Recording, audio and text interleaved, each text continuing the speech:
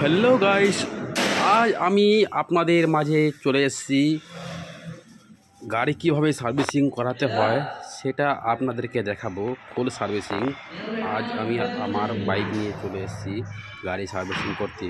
তোমরা ভিডিওটি শেষ পর্যন্ত দেখো, আর ভিডিওটি ভালো লাগলে অবশ্যই চ্যানেলটিকে সাবস্ক্রাইব করে দিবেন বন্ধুরা।